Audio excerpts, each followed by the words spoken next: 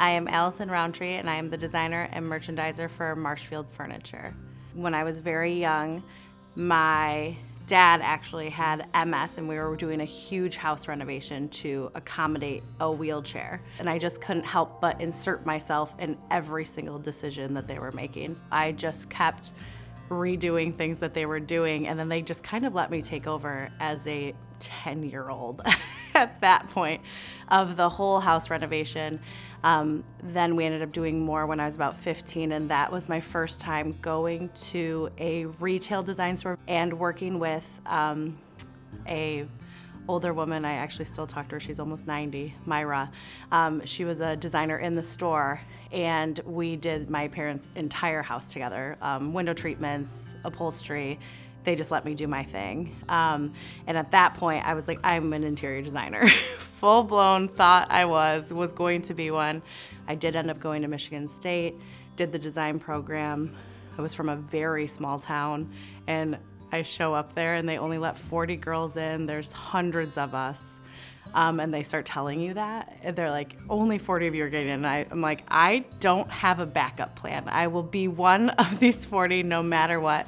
And then I graduated in 2010, and the whole economy had no money.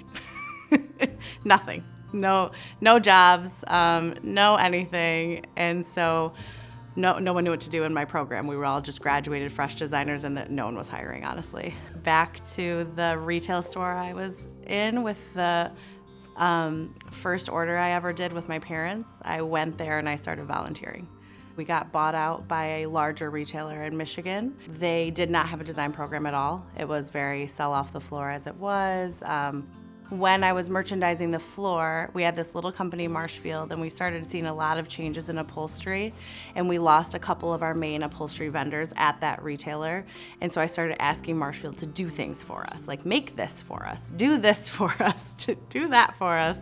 And they did. They were able to do everything. I would send them sketches of where I wanted fabrics. They would execute it beautifully. The tailoring was stunning.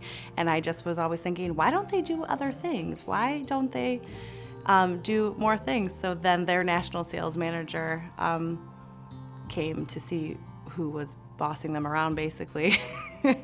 Like, who is this girl in Michigan telling us to do all this stuff? So I met her, and we got a great relationship, and then eventually it did turn into them offering me a job. And so that's been about 9 years now that we've been rebranding. We've come a long way, and now here we are.